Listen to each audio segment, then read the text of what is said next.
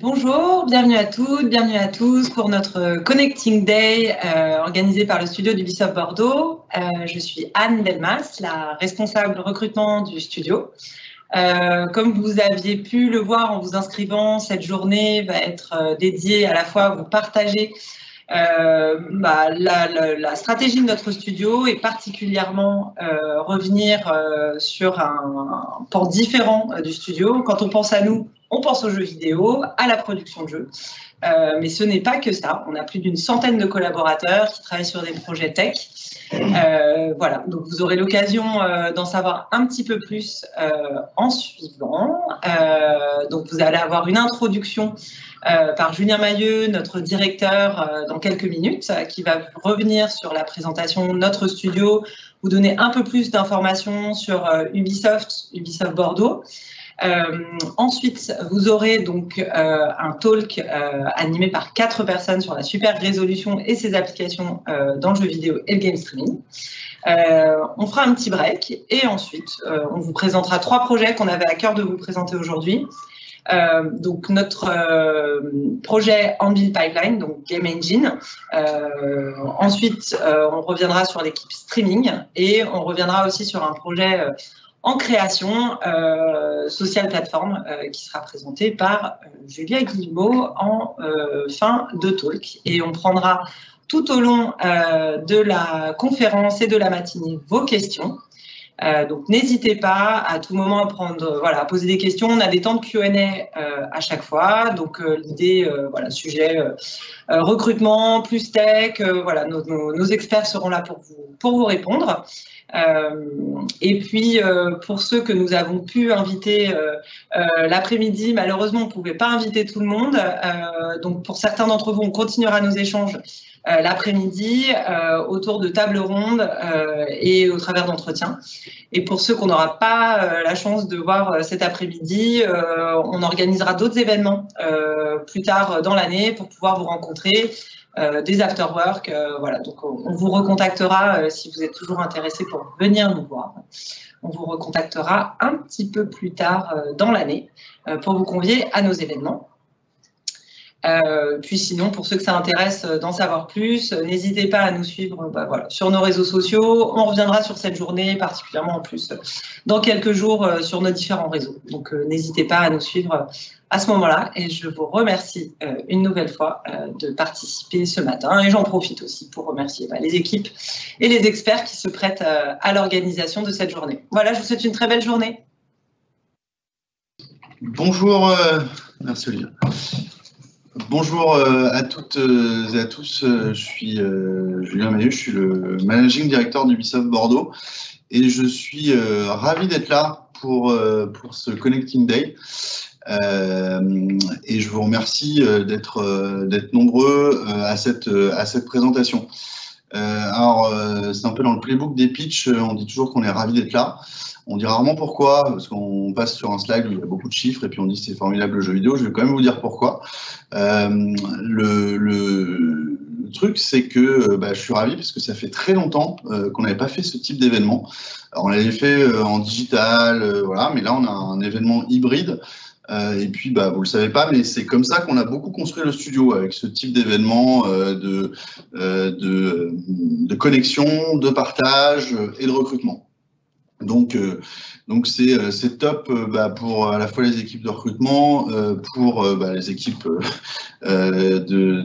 qui vont pouvoir accueillir de nouvelles personnes, et puis pour vous c'est aussi un bon moment.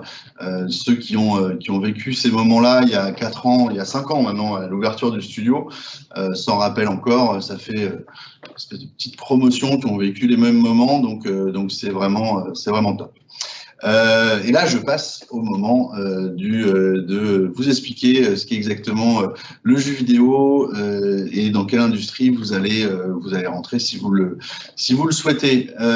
Donc le jeu vidéo, donc maintenant c'est devenu quelque chose d'assez mass market, puisqu'on est à peu près 3 milliards de joueurs, ce qui veut dire en gros l'ensemble du monde. Donc comme c'est l'ensemble du monde, ce n'est plus une partie d'un public très restreint qui jouerait qu'à des jeux de guerre ou des FPS, c'est plus du tout ça.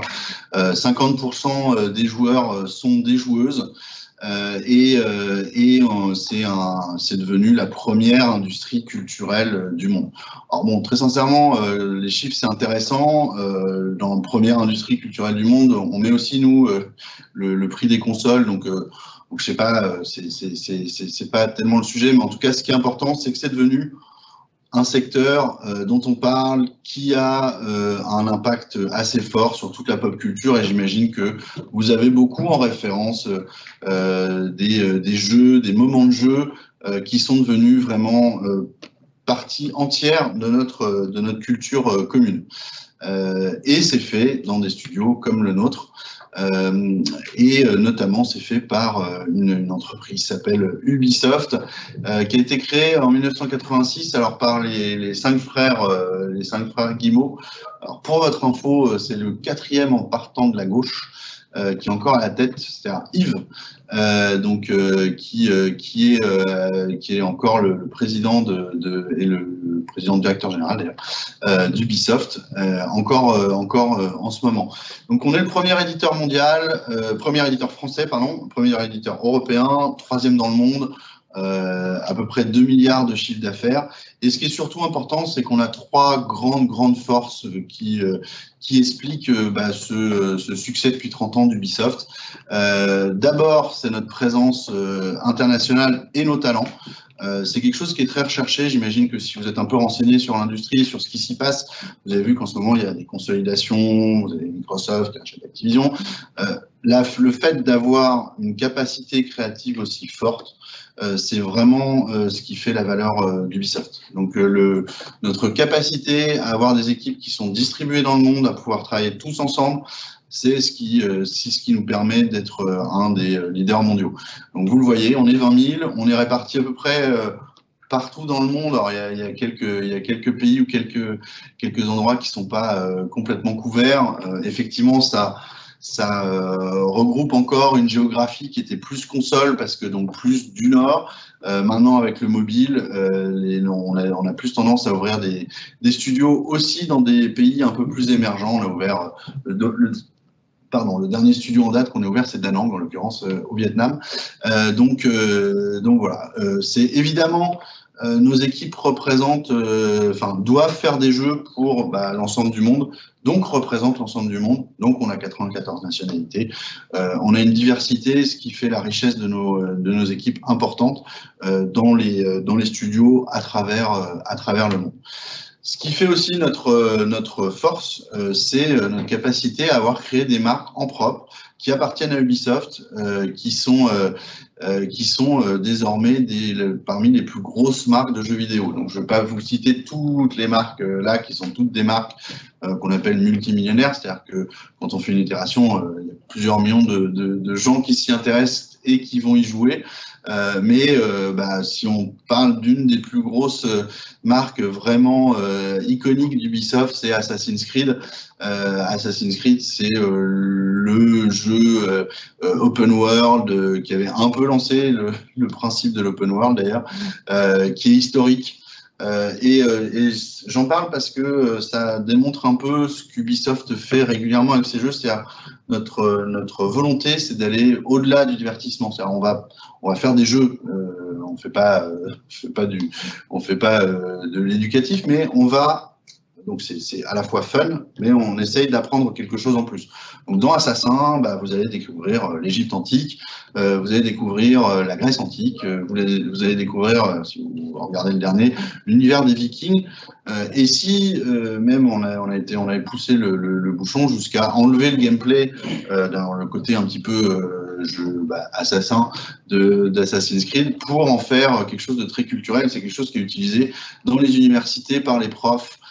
Pour montrer aux élèves, parce que c'est ça qui est bien avec le jeu vidéo, c'est que c'est hyper immersif, donc vous n'avez pas de meilleure vision de la Grèce antique que quand vous êtes dans Assassin's Creed Odyssey et que vous allez d'île en île pour découvrir ce monde de Grèce antique.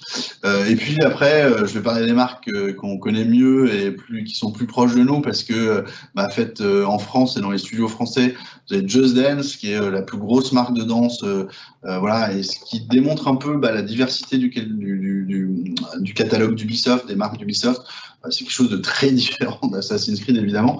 Et Just Dance, c'est encore une fois, on va un peu au-delà du divertissement. C'est une marque qui est très fun. Vous pouvez jouer à un anniversaire, à une soirée, mais c'est aussi une marque où vous pouvez faire du fitness. C'est aussi une marque qui permet de désinhiber les gens face à la danse.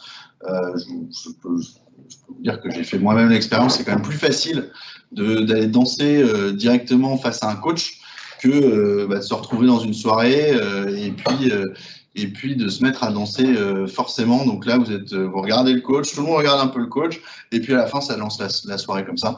Donc voilà, je peux vous parler de Steep qui est fait à Annecy, qui est maintenant Riders Republic comme marque, qui est la dernière itération sur cette marque-là, qui est une marque de sport extrême, qui est fait par des gens qui habitent à la montagne, qui font le week-end ce qu'ils font dans leur jeu. Donc voilà, vous voyez, on a un catalogue très très différencié, très très riche, et c'est ça qui fait vraiment notre force chez Ubisoft. Je vous le dis, la mission, c'est enrichir la vie des joueurs. Je pense que je l'ai illustré pas mal avec ces différentes marques, en créant des expériences de jeu originales et mémorables. Quelques mots sur notre studio à nous et sur Ubisoft Bordeaux. Alors Ubisoft Bordeaux, ça fait 5 ans même. Donc voilà, on est à peu près 360. Donc même si on est en France et on est à Bordeaux, un des objectifs du studio, vous l'avez vu, le marché du jeu vidéo est mondial. On fait à peu près 10% de notre chiffre d'affaires en France chez Ubisoft. Donc il faut vraiment parler à tout le monde. Donc on a 20 nationalités qui sont déjà là. Et même si le studio est jeune, les gens qui le composent ne le sont pas forcément. Il y a des jeunes, il y a des juniors, mais il y a aussi beaucoup de seniors.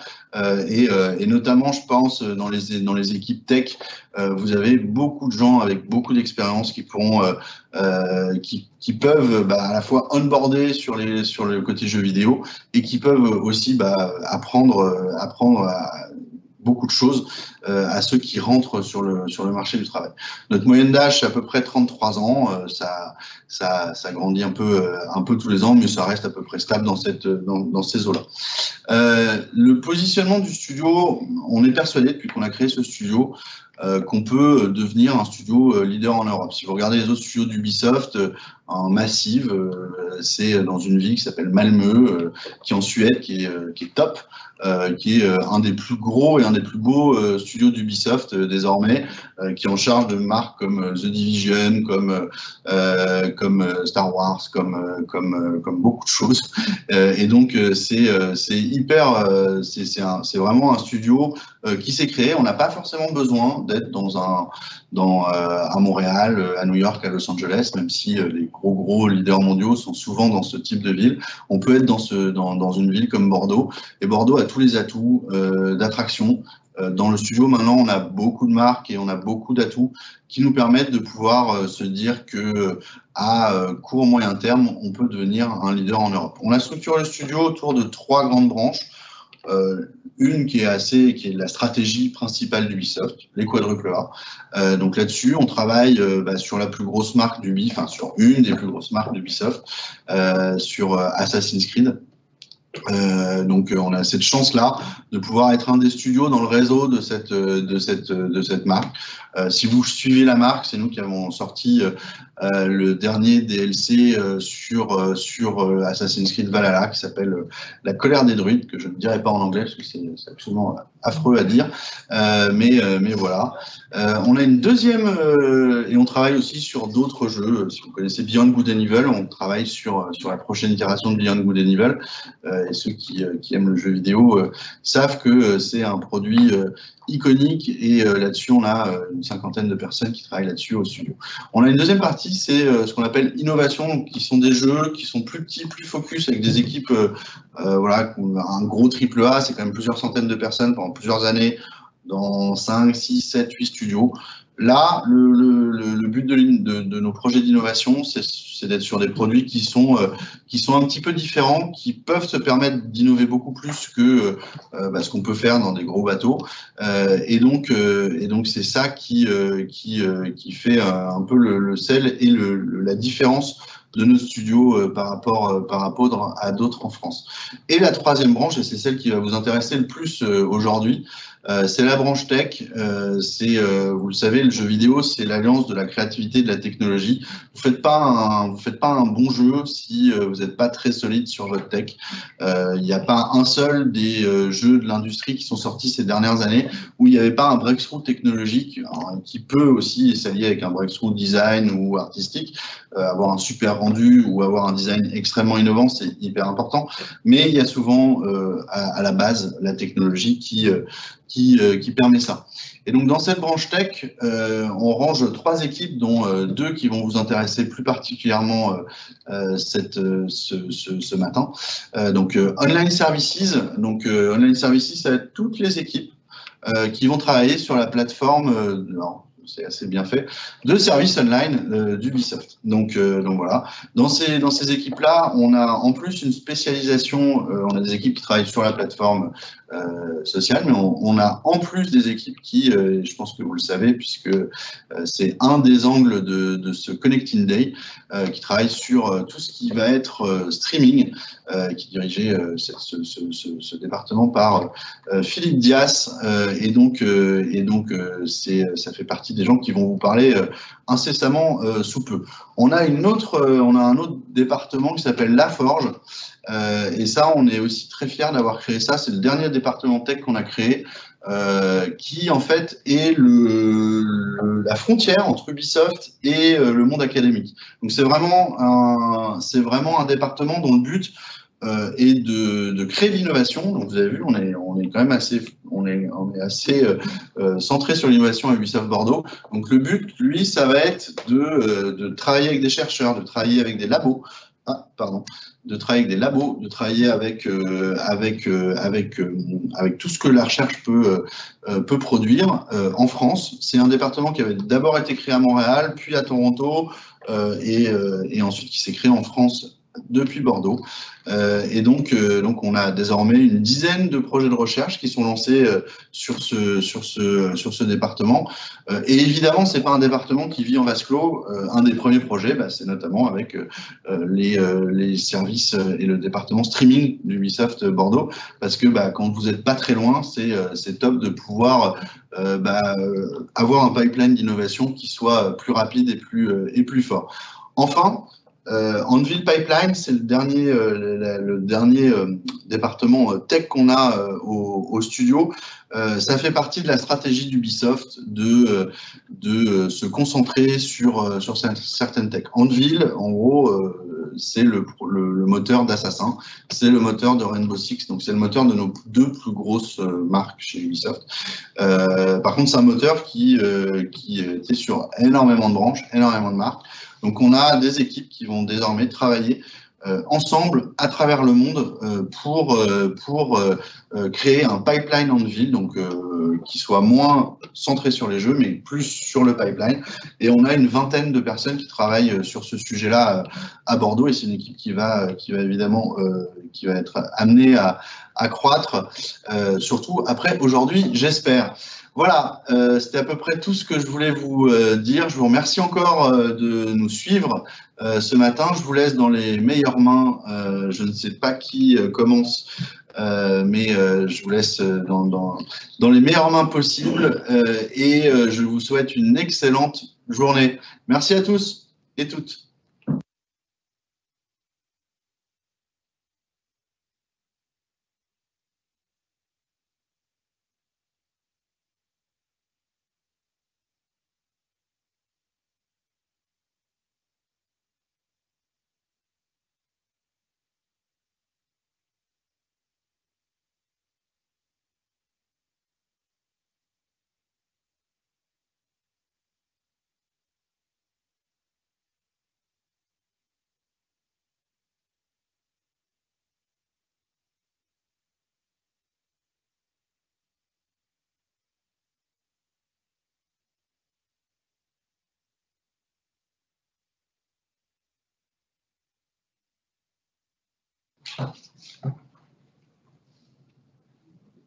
On est là. Attends. Bonjour à tous, bonjour à toutes et à tous, et merci d'être là. Donc nous, on est un petit panel, on est 4 personnes. On va vous parler de super résolution et d'un petit projet en fait, des collaborations qu'on aura pu faire ici à Ubisoft Bordeaux autour de cette super résolution. Donc on ne va pas entrer dans les détails, mais ce qu'on va vous expliquer, c'est qu'est-ce que c'est la super résolution et comment ça peut être appliqué ici. Donc on va commencer par se présenter tous. Donc je vais donner la parole à Julia pour qu'elle se présente. Bonjour à tous, Julia, je suis product manager sur un projet que vous allez découvrir juste un peu plus tard qui s'appelle Social Platform. Et puis on recrute aussi pas mal. Donc ravi d'être là avec vous aujourd'hui. Salut, moi je m'appelle Gauthier, je suis programmeur 3D sur un projet non annoncé. Et moi c'est Amélie, du coup je travaille pour l'équipe streaming et ça fait plus de 7 ans que je suis là. Et enfin, donc, je ne me suis pas présenté, Antoine Oudard, moi je suis donc ingénieur de recherche en français, le titre, au niveau de la Forge, donc dans l'innovation, vraiment côté recherche. Donc je vais commencer tout de suite par vous faire une petite introduction sur qu'est-ce que la super résolution et pourquoi la super résolution. Donc vous avez déjà sûrement dû entendre parler de résolution. Alors c'est quoi la résolution? Vous avez déjà entendre des termes comme 540p, Full HD, Ultra HD, 4K. Donc qu'est-ce que ça veut dire tout ça? Donc j'ai fait une petite slide ici pour vous récapituler cela. Donc 540p, qu'est-ce que ça veut dire? Tout simplement ça veut dire qu'on a 540 pixels de hauteur. Quand on va parler de Full HD, en fait on va doubler le nombre de pixels en hauteur, ce qui fait qu'on va multiplier par 4 le nombre de pixels à afficher, donc c'est 1080p. Et ensuite, quand on parle de 4K, on double encore la taille en hauteur de l'image. Donc en fait, on refait en x4 sur le nombre de pixels par rapport à du Full HD. Ce qui fait qu'en pratique, quand on veut passer d'une résolution qu'on va appeler de 540p, qui est de la basse résolution, à du 4K, on va devoir rendre, donc afficher à l'écran 16 fois plus de pixels. Et afficher 16 fois plus de pixels à l'écran, ça coûte très cher en termes d'usage GPU et d'usage des machines, parce qu'on fait en x16 fondamentalement sur le calcul. Donc ça, c'est un enjeu crucial, parce que maintenant, donc, les standards de jeux vidéo sont pas mal à être en 4K, et on veut les faire tourner à plus de 60 frames par seconde, 60 FPS. Donc ça va nous coûter très cher, et tous les joueurs n'ont pas accès à un gros GPU, donc à une grosse carte graphique. Et sur les consoles, pareil, on n'a pas toutes les cartes graphiques du marché. Donc c'est vraiment un enjeu important. Et donc c'est pour ça qu'on s'est intéressé à faire ce qu'on appelle de la super résolution, c'est-à-dire rendre le jeu à basse résolution, par exemple en 540p, et étirer l'image pour afficher en 4K ou en HD. Donc là, vous allez me dire, c'est simple, il suffit d'étirer l'image. Et effectivement, si vous regardez des films donc des films ou des séries policières, souvent il y a ce genre de scène, il y a une vidéo de caméra surveillance ou une image, et l'inspecteur dit à l'informaticien qui est en train de taper sur son clavier, est-ce que vous pouvez zoomer cette zone? Et là il zoome et paf, on voit la plaque d'immatriculation apparaître et c'est parfaitement lisible. Ça en fait c'est de la fiction, on ne peut pas du tout avoir ça parce qu'on ne peut pas inventer de l'information qui n'existe pas dans l'image de départ. Et en fait, ce qu'on aurait, si le film était réaliste, c'est qu'on aurait l'image du bas, un truc tout flou, et on ne peut même pas déchiffrer la plaque. Donc ça, c'est vraiment ce qu'on a fait là en bas, c'est ce qu'on appelle un upscaling naïf, c'est-à-dire qu'on a juste étiré l'image, donc on a interpolé les pixels pour rendre ça. Mais on peut quand même faire mieux que ça et s'approcher de la fiction. Donc il y a plusieurs choses qui existent dans le jeu vidéo et dans les jeux vidéo. Donc déjà, on peut se servir dans le jeu vidéo de l'aspect temporel. Comme on gère les frames qu'on fabrique nous-mêmes, on peut garder en mémoire l'image d'avant pour déduire de l'information supplémentaire pour faire notre super résolution. Ça, c'est ce qu'on va appeler par exemple le temporal anti-aliasing, qui est déjà implémenté dans la plupart des moteurs de jeu et qui est dans nos moteurs de jeu. On peut aussi améliorer l'image avec de la détection de bord ou de ce qu'on appelle du sharpening. Donc on va rendre plus sharp les bords, donc plus coupants, disons, en traduction française, j'ai pas le mot. Et ça, c'est ce que fait par exemple une technologie qui a été proposée par AMD qui s'appelle le Fidelity FX Super Resolution ou FSR, donc je vous ai mis la référence ici. Et enfin, récemment, il y a eu des informations très intéressantes, des méthodes très intéressantes qui ont été proposées, notamment par NVIDIA avec le DLSS, vous en avez déjà sûrement entendu parler, c'est déjà implémenté dans pas mal de jeux, dont certains de nos jeux. Donc DLSS pour Deep Learning Super Sampling, et c'est le fait d'utiliser du machine learning, donc du deep learning, pour améliorer la qualité de l'image, pour faire de la super résolution. Donc on va faire un petit focus sur ça. Et je vous montre là, par exemple un exemple. Donc c'est déjà implémenté sur nos jeux. Donc par exemple sur Rainbow Six Siege, on a une option DLSS. Donc si vous voulez tester, si vous avez le jeu, vous pouvez aller regarder dans les options. Vous pouvez activer le DLSS. Et qu'est-ce que ça fait? En fait, le DLSS, ça fait de la super résolution. Donc c'est-à-dire que le jeu est rendu à basse résolution. Donc on économise du temps de calcul. Et ensuite, il y a un réseau de neurones, donc c'est juste une grosse fonction avec plein de paramètres qui a été appris sur des centaines d'images de jeu qui permet d'afficher le jeu en plus haute résolution. Et ça a des gros bénéfices, c'est que ça nous permet d'avoir beaucoup plus de performance pour des qualités graphiques assez exceptionnelles, très peu de pertes graphiques.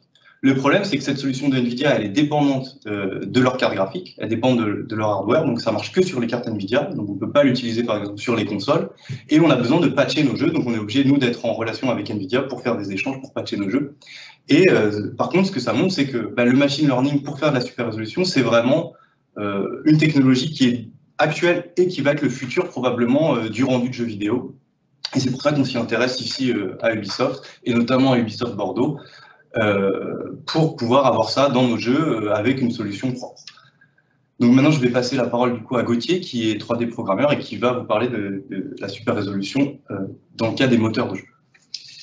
Merci Antoine. Moi je suis programmeur 3D et pour vous mettre un peu dans le contexte, je vais vous parler un peu de ce qu'on fait comme travail, ce que ça mange en hiver en prod 3D, pour ensuite rebondir sur ce qu'Antoine a dit par rapport à la super résolution et comment on peut l'intégrer dans nos jeux vidéo et c'est quoi les bénéfices que nous, les développeurs et les joueurs aussi vont pouvoir en retirer.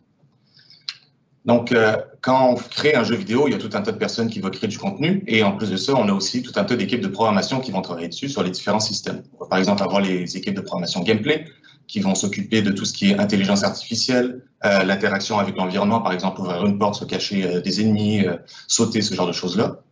On a des équipes de programmeurs outils qui vont notamment travailler sur l'éditeur de jeux vidéo. On peut penser là à Unity ou à Unreal où on va placer tous les objets à la main et les lumières, les scripts pour créer le monde dans lequel on va évoluer.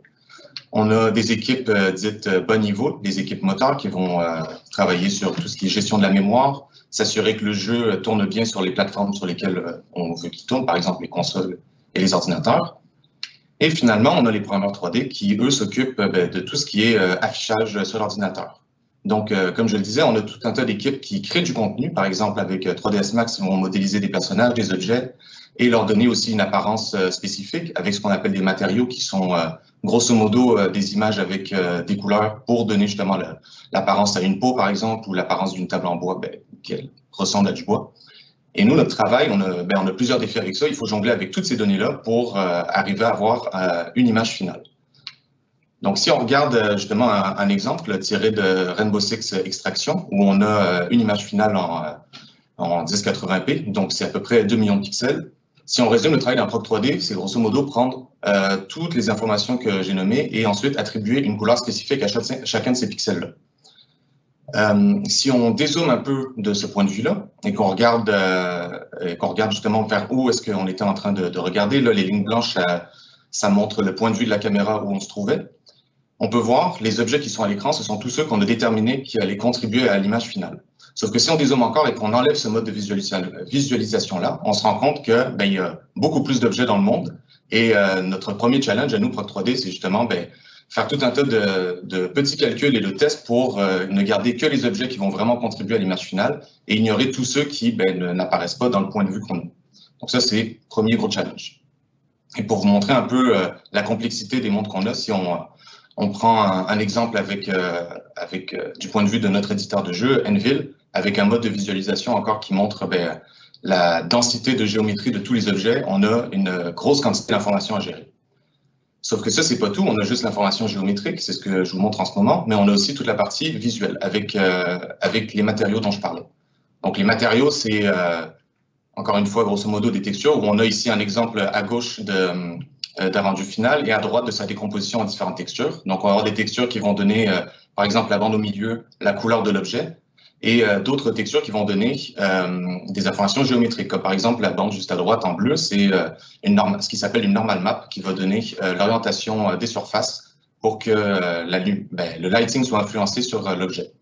Parlant de lighting, Donc, notre deuxième gros challenge, c'est de simuler comment la lumière réagit dans le monde réel. Donc, on a tout un tas d'équations physiques qui sont déjà établies depuis plusieurs décennies et que nous, on va utiliser dans nos jeux vidéo pour, à chaque pixel, calculer, OK, bien, ce pixel-là, il a telle information géométrique et tel matériau. Il est lisse ou, comme à droite, on peut le voir, donc la lumière va rebondir avec des directions parallèles, ça va donner l'impression d'un miroir. Ou il est plutôt rugueux et irrégulier. Ou sur la gauche, on va avoir des réflexions qui sont plus floutées. Et donc, c'est quelque chose qu'on doit faire pour ces 2 millions de pixels-là si on est en 1080p. Comme vous pouvez vous imaginer, ça peut prendre beaucoup, beaucoup de temps. Et nous, c'est les challenges avec lesquels on doit jongler pour donner des images à une fréquence interactive. Parce que justement, nos jeux sont souvent 30 images par seconde ou 60 images par seconde. 30 images par seconde, ça veut dire que pour calculer tout ça, on a 33 millisecondes. Une milliseconde étant un millième de seconde. Et si on prend justement un exemple d'une frame où on a vraiment toutes les étapes successives sur la carte graphique pour tout calculer, donc là, on va calculer les informations de géométrie, les ombres, la lumière, des post-effects pour booster un peu les couleurs, rendre ça plus lisible, et qu'on zoome un petit peu là, pour voir combien de temps ça prend. Ici, on est à 24 millisecondes. Donc, on est en dessous du 33 millisecondes, on est OK. Sauf que maintenant, on peut s'imaginer, OK, mais qu'est-ce qui se passe si on rendait à une plus basse résolution? On aurait donc les mêmes étapes, mais avec que ça soit plus rapide. Donc là, ici, on a 14 millisecondes. Et l'idée avec la super résolution, justement, c'est que si on est capable d'avoir la même qualité graphique, mais avec moins de temps d'exécution, en fait, ça nous permet de faire d'autres choses que de calculer des graphismes et se pencher sur d'autres problématiques, comme par exemple une meilleure physique, plus d'intelligence artificielle et donc une meilleure immersion dans le jeu. Donc, c'est toute l'idée du DLSS, c'est on dessine moins de pixels. Donc là, 1080p, on était dans les 2 millions, 540, on va être quelque chose comme dans les 400 000, vite comme ça. Et ça nous fait faire moins de calculs, on arrive au même résultat final et tout le monde est content, tout le monde a gagné. Le problème, comme Antoine le mentionnait, c'est que DLSS, on est contraint avec certaines cartes graphiques qui ne sont pas disponibles sur console et nous, on sort beaucoup de jeux sur console. Donc, c'est pour ça qu'on aimerait pousser un peu la recherche là-dessus pour essayer de rendre ça accessible dans tous nos jeux, qu'importe la plateforme sur laquelle vous jouez. Et donc, le Saint Graal pour nous, comme je le mentionnais, c'est avoir une meilleure performance pour la même qualité visuelle ou une meilleure qualité visuelle, ce qui nous permettra d'avoir une meilleure immersion de jeu. Et ça passe par donc plus d'intelligence artificielle, meilleure physique, de meilleurs sons, ce genre de choses-là. Sauf que ça ne s'arrête pas là, la super résolution. Là, on en parle ici pour justement permettre une meilleure immersion de jeu. Mais on peut ici l'utiliser pour tout ce qui est ray tracing, donc le lancer de rayons, qui est une simulation plus correcte de la lumière, qui demande beaucoup de temps de calcul, et avoir du machine learning avec le ray tracing nous permettrait de s'en tirer avec de plus grosses approximations, mais qui donnerait un résultat similaire que si on faisait tous les calculs comme si on n'avait pas le choix de le faire. Il y a aussi, là c'est une autre idée comme ça, on pourrait faire du transfert de style où on a une image de base et on lui dit OK, on veut un style surréaliste ou un style comme en bas avec des espèces de mosaïques. Et le machine learning, ça nous permet de faire ce genre de travail-là. Et une fois qu'on a la super résolution en place, vu que c'est du machine learning, rien ne nous empêche de le placer à d'autres endroits dans nos jeux. Et finalement, un dernier exemple dont Amélie va plus vous parler, c'est le streaming vidéo. Donc, je laisse la parole à Amélie. Merci Gauthier. Alors du coup, moi je fais partie de l'équipe streaming. Je vais vous présenter d'abord les challenges qu'on fait face en fait quand on parle de streaming.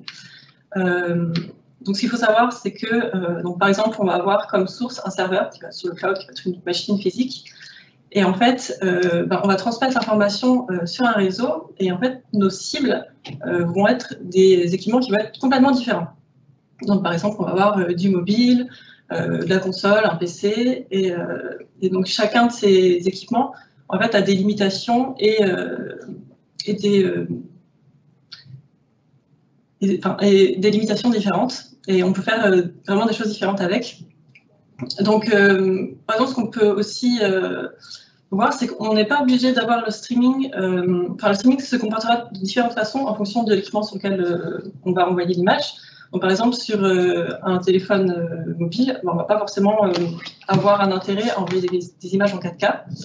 Ou encore sur une télé qui ne supporte que 30 fps, ça ne sert à rien d'envoyer 120 fps. Donc, on a beaucoup de choses à optimiser quand on parle de streaming. Et ensuite, on a aussi toute la partie network, parce que toutes ces devices sont sur des réseaux et chacun a un type de réseau un peu différent. Donc, sur le mobile, par exemple, on va se connecter en Wi-Fi. ou en 4G. Sur un ordinateur, ça sera de l'Ethernet, donc avec de la fibre ou pas. Donc les joueurs en fait qu'on cible ont forcément des configurations totalement différentes. Donc je vous parle aussi de network. C'est aussi en lien avec ce que je fais. Donc moi, je fais de l'automatisation des tests pour l'équipe streaming.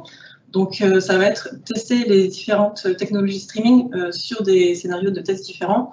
Et en fait, on se rend compte qu'on a 3 principaux métriques qui peuvent influencer la qualité du streaming. Donc, on va avoir la perte de paquets. Donc, la perte de paquets, en gros, ça sera la perte d'informations. Donc, si le réseau est mauvais, on va perdre, par exemple, des frames. Et si on est en plein combat, on ne va pas forcément voir que l'ennemi a bougé et on va perdre son combat. Ensuite, on aura aussi la latence. Donc, la latence, c'est de facto lié à la distance qu'il y a entre la source du streaming et l'endroit où est le joueur. Donc, déjà, de base, on a une latence minimale. Et ensuite, on a aussi toute la qualité du network. Et c'est pour ça qu'on a besoin d'avoir un streaming qui est la latence la plus faible possible.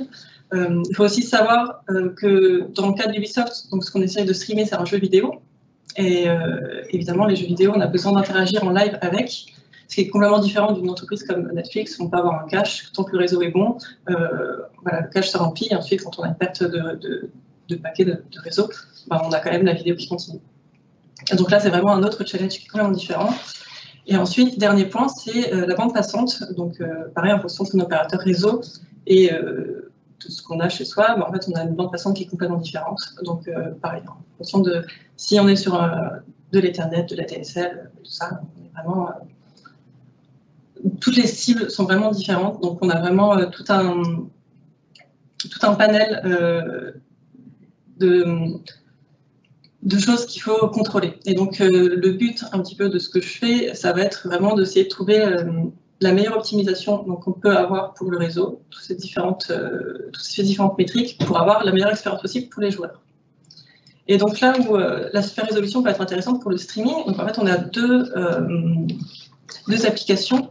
On va l'avoir côté serveur. Donc en fait côté serveur, on va utiliser la super résolution avant d'envoyer l'image dans le flux de streaming. Et donc là, dans ce cas-là, on va plus être dans une vision un peu business où si on est sur, je sais pas, sur le cloud par exemple, on va se focus sur l'optimisation du GPU, des ressources GPU et CPU. Donc là, on va pouvoir en plus maîtriser un peu notre infrastructure et la technologie qu'on utilise. Et ensuite, côté client, donc là, pareil, ça va être un peu compliqué, mais on peut utiliser la super résolution donc, après le flux de streaming, donc pour pouvoir agrandir l'image directement côté client. Et donc là, c'est plus côté réseau qu'on va essayer d'optimiser les ressources, et notamment donc, la bande passante. Voilà, donc le but, c'est encore une fois, toujours d'améliorer l'expérience des joueurs. Voilà.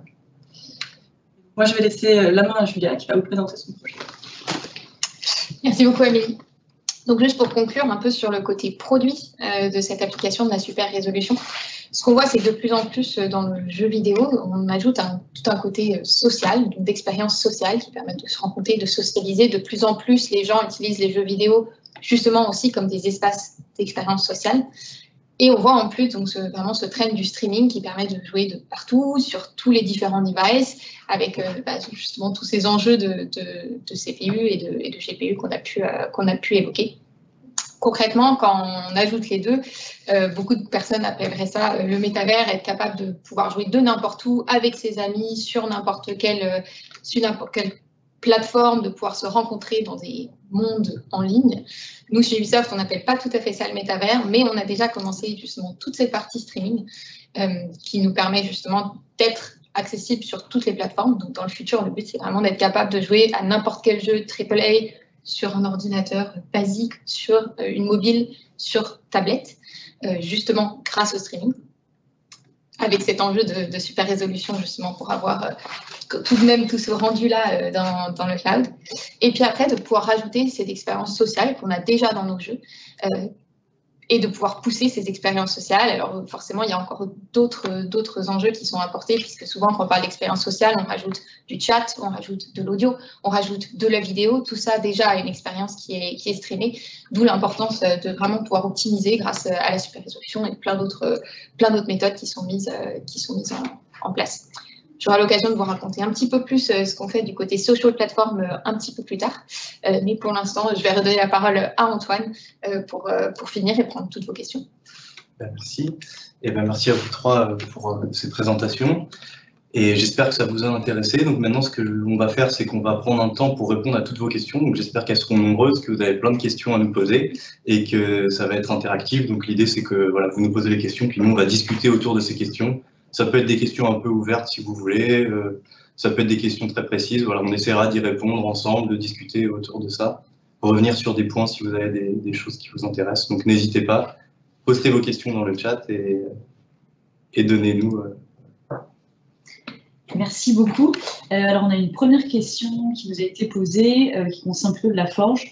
Combien de temps prennent les recherches de la forge de notre cellule R&D pour aboutir à la ouais, donc c'est plutôt pour moi cette question en effet. Alors donc là effectivement nous on est sur du temps long à la forge, donc c'est ça qui est un petit peu différent peut-être des autres productions qu'on a à Ubisoft, notamment à Ubisoft Bordeaux, c'est que nous on va vraiment pouvoir aller regarder des choses sur du temps plus long, donc potentiellement à plusieurs années. Donc la plupart des projets sont sur 6 mois.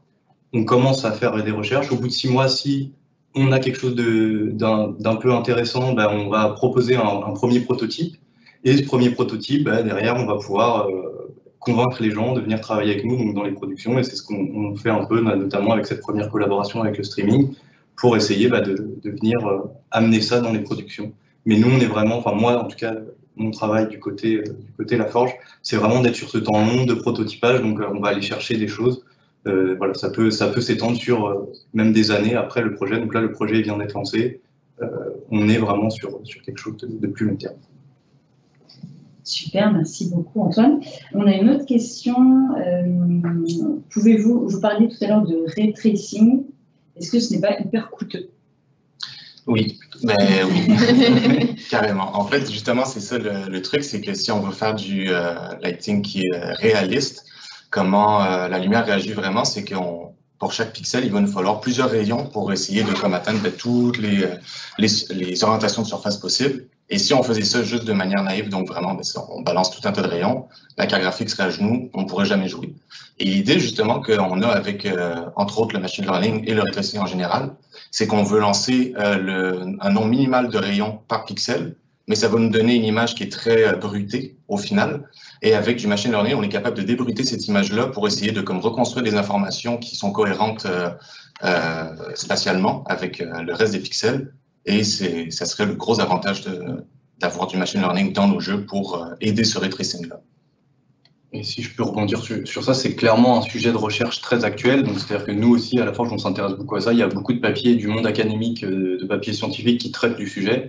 Et il y a ce gap à franchir entre le monde académique qui propose des solutions, mais qui ne sont pas encore utilisables en l'état, et nous, avec nos productions, et ce qu'on pourrait faire dans le jeu vidéo. Donc c'est un sujet qui est très actuel aussi.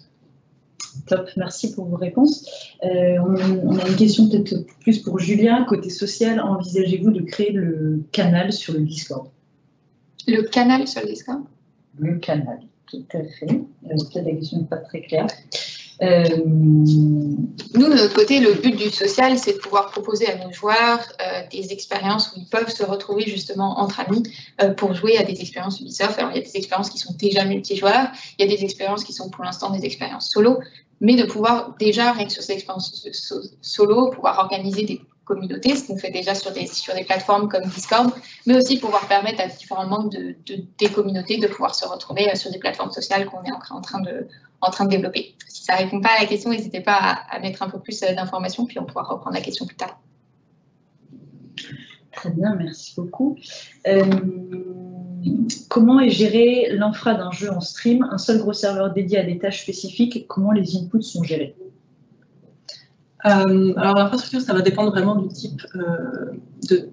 En fait, on a beaucoup de produits différents, donc je ne vais pas spoiler la présentation de Philippe, mais l'infra peut être assez variable. On peut avoir du cloud, on peut avoir une connexion peer-to-peer, Et ensuite, les inputs, donc si on parle de tout ce qui est gamepad, clavier souris, là aussi, ça va être tout un tas de choses qu'il va falloir gérer de façon différente en fonction de la cible et de ce qu'on fait, quoi.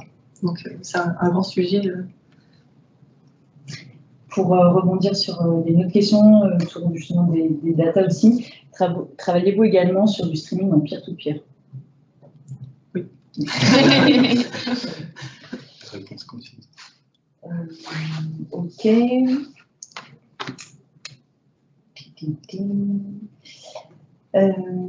Je sais pas, là, je pense que ça dépasse peut-être un petit peu votre scope, mais on a une question sur l'impact environnemental. Est-ce que c'est un sujet dans les productions de jeux? Je sais pas si en termes peut-être de recherche, est-ce qu'il y a des choses qui sont faites précisément là-dessus ou...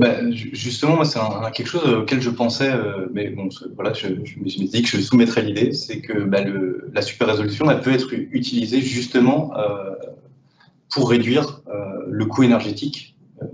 Notamment, on en a parlé avec le streaming, c'est-à-dire que côté streaming, le cloud gaming, ça coûte une fortune en termes d'électricité, donc énergétiquement et environnementalement, c'est très mauvais. C'est-à-dire que si on fait tourner plein de serveurs, c'est pas terrible. Et faire de la super résolution, ça permet de baisser les coûts GPU, donc c'est ce qu'on a expliqué au début. L'idée, c'est de rendre le jeu à plus basse résolution, donc de baisser la consommation. Et donc si on baisse la consommation, c'est un petit peu mieux. Donc, déjà, c'est pas une réponse incroyable. C'est quand même quelque chose. Une première piste. Pour le streaming, avec l'utilisation de codecs comme H264, qui produit souvent des artefacts visuels lorsque les images changent trop l'une à l'autre, est-ce que la super résolution avec machine learning saura quand même reconstruire une belle image? Alors du coup, là, on va toucher, je pense, pas mal à tout ce qui est qualité de la vidéo. Donc, ouais, ça c'est un sujet aussi de recherche. Il y a beaucoup de choses qui peuvent se faire sur la qualité de la vidéo. Il y a beaucoup de papiers qui sont déjà sortis, qui ne sont pas forcément mis en place, qui sont propres en fait au streaming de jeux vidéo. Mais je pense que c'est un sujet qui peut être super intéressant. C'est un sujet, effectivement, c'est un peu plus... C'est un problème qui est potentiellement plus complexe, puisqu'il va y avoir des artefacts très, très spécifiques. Mais c'est tout l'avantage du machine learning, c'est-à-dire que si on a une base de données avec ce type d'artefacts et des images haute qualité... Donc le machine learning, il n'y a rien de magique là-dedans. Qu'est-ce que c'est pour illustrer, pour ceux qui en font peut-être tout un imaginaire, c'est juste, on a une très grosse fonction avec beaucoup de paramètres, et on va apprendre avec une base de données les paramètres de cette fonction. Et apprendre, ça veut dire quoi? Ça veut juste dire on va optimiser ces paramètres avec des algorithmes pour que cette fonction, elle fasse toujours la même chose de la bonne façon. Et donc si on a appris sur des données qui avaient ces artefacts et qu'on a appris à cette grosse fonction à corriger ces artefacts, il n'y a pas de raison que ça ne puisse pas le faire. Alors le problème, c'est derrière, c'est est-ce qu'on va être capable de le faire avec une fonction qui va être suffisamment petite pour que ça impacte pas trop le temps de calcul. C'est ça tout l'enjeu en fait du machine learning dans le jeu vidéo. C'est qu'avec le machine learning, si on regarde les papiers de la recherche et ce qui se fait actuellement, si on prend un très très gros réseau, on peut presque tout faire parce que si on a la puissance de calcul et les données, en gros, on peut faire à peu près ce qu'on veut. Le problème, c'est que ça va nous coûter peut-être 20 secondes pour corriger l'image. 20 secondes, c'est pas possible. Nous, on a 33 millisecondes, même pas. Donc voilà, tout l'enjeu ici du machine learning dans le jeu vidéo, c'est le temps de calcul, donc d'avoir des réseaux légers, des modèles de machine learning légers qui nous permettent de faire ce qu'on veut avec la meilleure qualité possible. Merci. Avez-vous un centre de développement pour développer votre propre réseau neuronal d'IA de traitement d'image ou utiliser uniquement les technologies de super résolution proposées par NVIDIA, AMD et d'autres? Eh ben justement, donc c'est exactement le sujet. Donc nous à la Forge, côté recherche, c'est quelque chose qu'on est en train de monter. Donc justement, on a commencé avec travailler avec l'équipe streaming, travailler avec Anvil, avec les moteurs.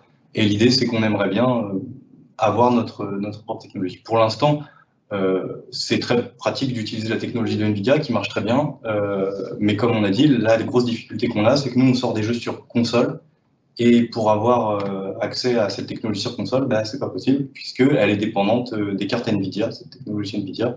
Donc nous, on aimerait bien avoir cette possibilité de développer une technologie qui serait plus universelle et qui nous permette de la sortir sur les consoles et potentiellement dans le cloud gaming aussi. Top. Il y a un commentaire qui vous remercie pour la présentation et la synergie entre le streaming et la super résolution, qui a l'air super. Avez-vous d'autres types d'applications à la super résolution?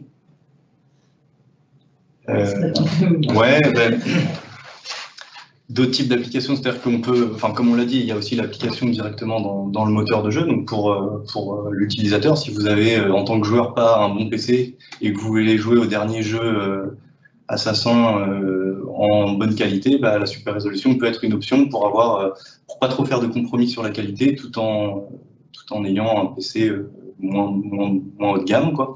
Ça peut être pour la compatibilité aussi sur les consoles, et puis aussi pour le streaming. Donc j'ai pas d'autres applications comme ça. Après, c'est aussi une porte d'entrée, donc comme l'a dit Gauthier, d'apporter du machine learning dans le pipeline de rendu, et ça c'est super intéressant pour nous, parce que derrière, on pourra faire plein d'autres trucs, comme le ray tracing, par exemple, par machine learning, comme du transfert de style, et voilà, et peut-être plein d'autres choses. L'idée, c'est que si on fait cette première étape, on aura déjà des idées de comment on va pouvoir utiliser cette technologie dans le pipe de rendu. Et moi, je pense que c'est pas mal l'avenir du rendu de jeux vidéo, d'avoir des blocs d'apprentissage machine ou de machine learning dans ce pipe de rendu. J'espère qu'on va pouvoir faire quelque chose d'intéressant. Très bien. On va peut-être prendre les deux dernières questions.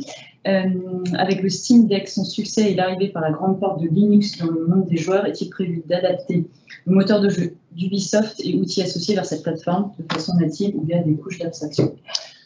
Ouais, en fait, c'est une grosse question. Il y a plusieurs problèmes à ça. On a déjà commencé un peu à le faire, entre guillemets, parce que donc on développe nos jeux sur Stadia, qui est la plateforme de Google, qui est déjà en quelque sorte une plateforme Linux. Donc on a à peu près la moitié du travail qui est fait à ce niveau-là. Un des gros problèmes après auxquels on fait face, c'est que les constructeurs de cartes graphiques, notamment Nvidia et AMD, qui doivent écrire leur driver pour Linux, souvent ne sont pas au même niveau de performance et juste de niveau de peaufinage. Il y a des bugs de plus sur Linux que sur Windows. Et ça, c'est quelque chose que on peut essayer de régler de notre côté, mais c'est souvent pas top. Après, je dis ça, il y a d'autres boîtes qui le font et ils s'en sortent très bien. Je crois que c'est quelque chose vers lequel on va sans doute tendre un jour pour essayer d'atteindre plus de joueurs sur les plateformes sur les joueurs qui n'ont pas Windows, certainement. Très bien.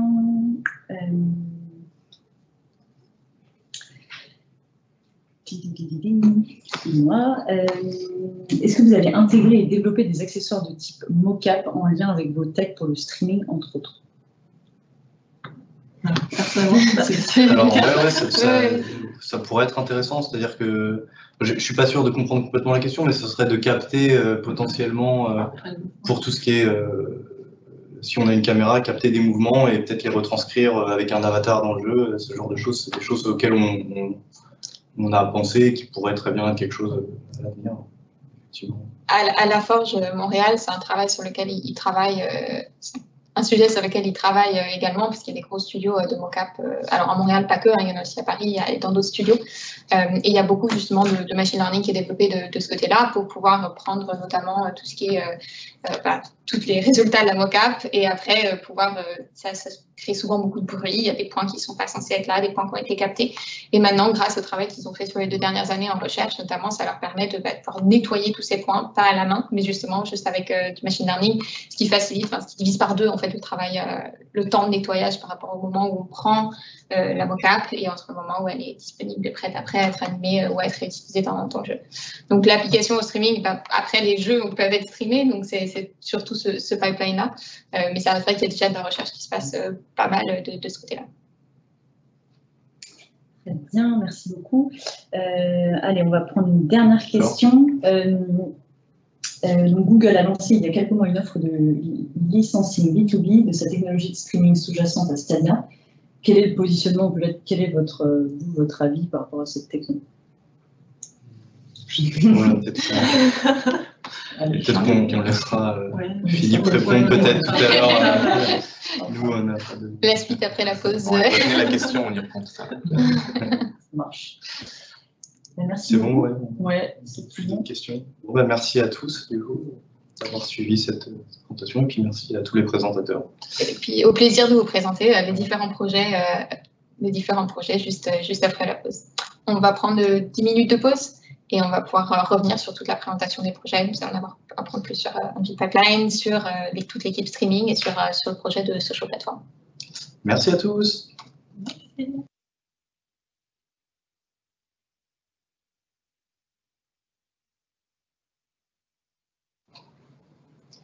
Bonjour tout le monde, bienvenue pour cette deuxième partie qui est sur la présentation des projets. J'espère que vous avez passé une très bonne pause et que vous êtes en forme pour la suite. Donc, je me présente, moi c'est Diamant Ganduyen, je suis associate producer et je vais vous parler d'OnBuild Pipeline. Juste après moi, vous aurez Philippe et Julia qui viendront vous parler de leur sujet. Et donc, on va parler d'OnBuild Pipeline. Donc, sur la première section, je vais vous introduire un petit peu ce qu'est OnBuild Pipeline. C'est un moteur de jeu. Donc, c'est un seul et unique software qui offre un set d'outils de fonctionnalités qui a pour but d'optimiser le développement d'un jeu vidéo. C'est un petit peu un couteau suisse qui vous offre différentes fonctions, différents outils pour les différents types de programmeurs et de développeurs sur la production d'un jeu. Hop, c'est bon.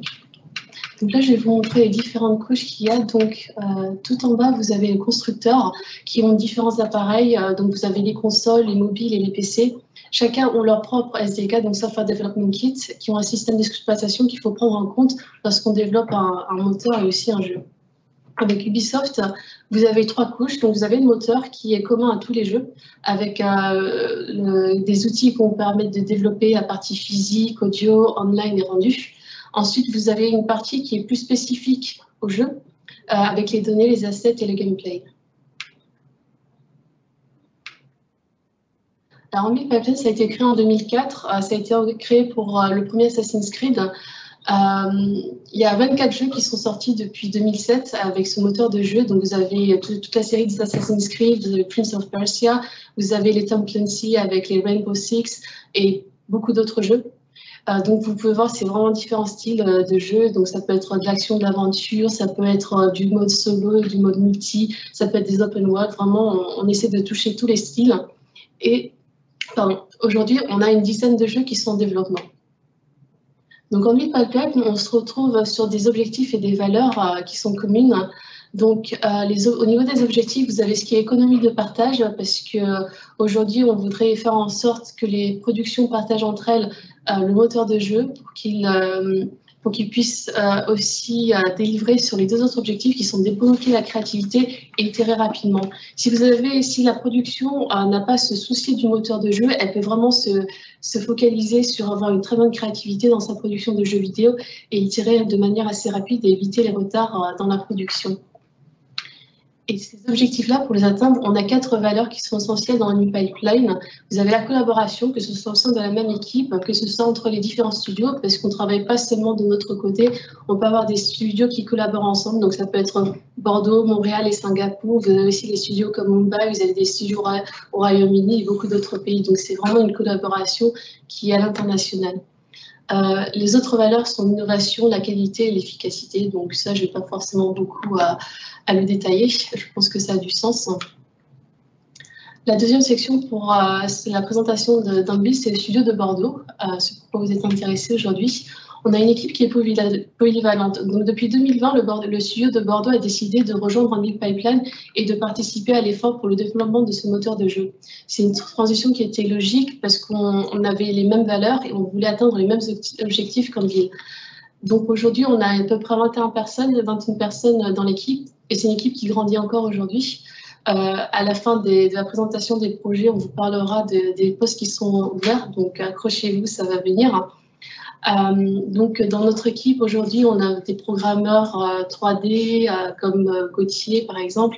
On a des programmeurs outils online sur le moteur. On a des data analysts, des data scientists. Donc, vraiment, toute une panoplie de métiers qui doivent travailler ensemble pour un but commun.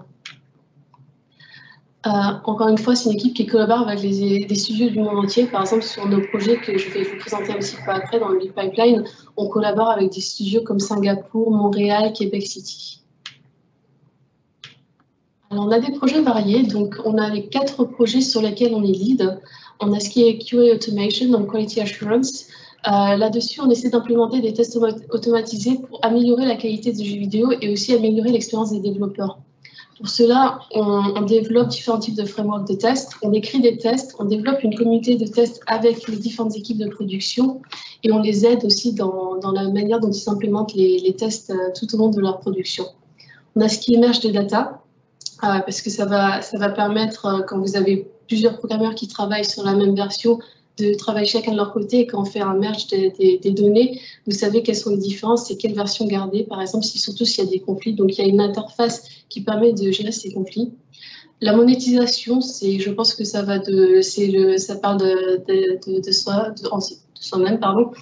Donc, ça va tout ce qui est lié au processus de revenus. Donc, vous avez par exemple Rainbow Six, qui a de la monétisation, donc ça va permettre d'ajouter des DLC, d'avoir des achats que vous pouvez faire in-app, par exemple.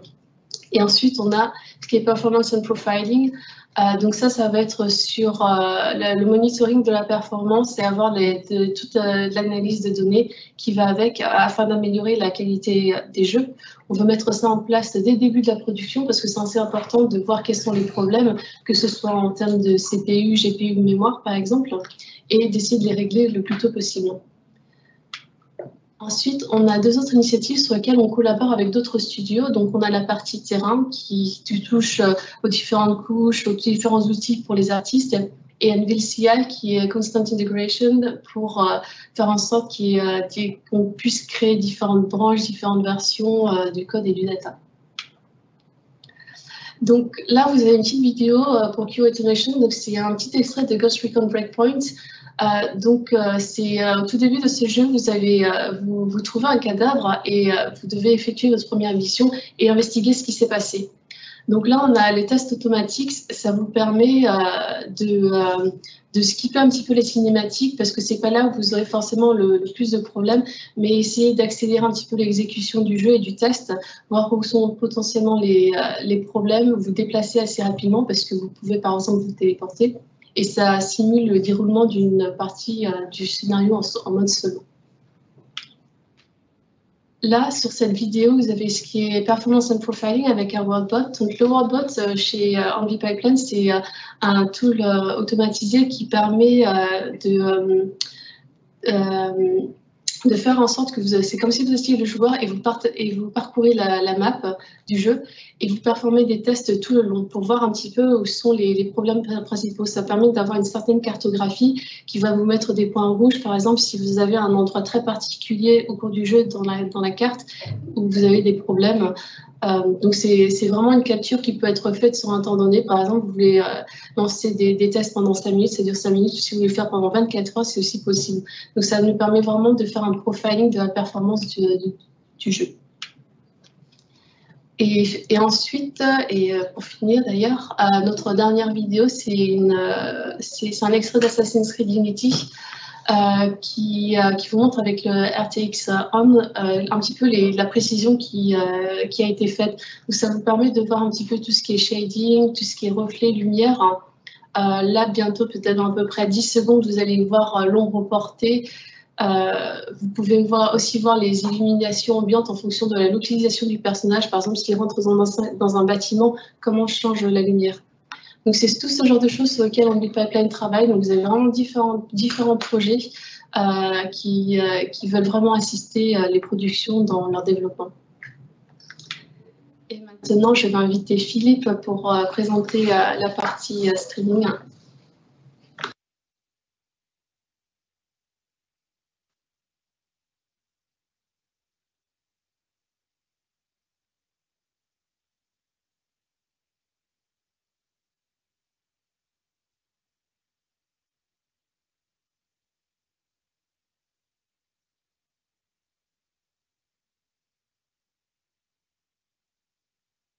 Plus en détail de ce que nous faisons côté streaming.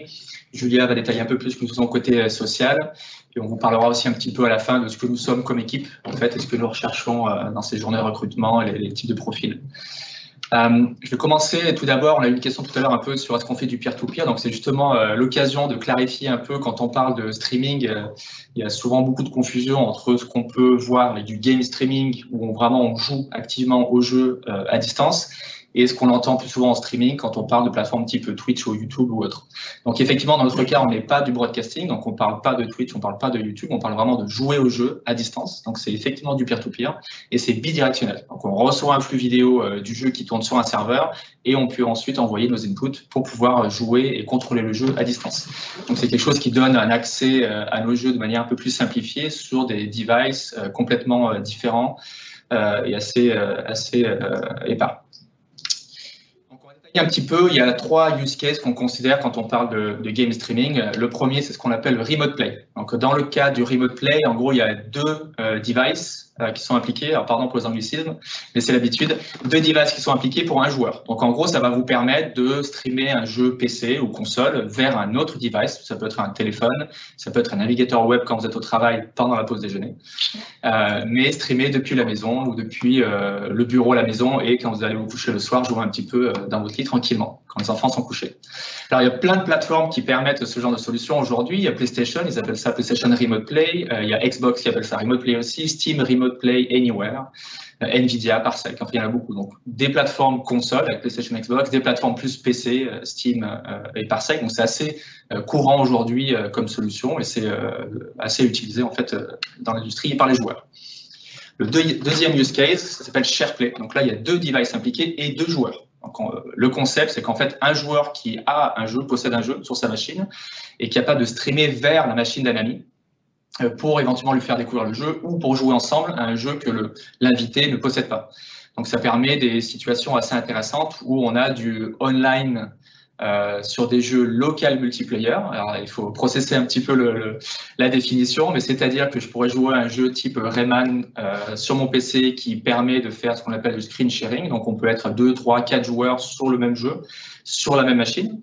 Et grâce au streaming ici avec du SharePlay, je pourrais inviter un des joueurs en remote qui lui n'est pas à la maison avec nous. Alors en temps de Covid, c'est plutôt pratique. Et à jouer quand même. Donc le jeu, lui, pense qu'il y a juste un contrôleur supplémentaire qui est connecté en local sur la machine du joueur.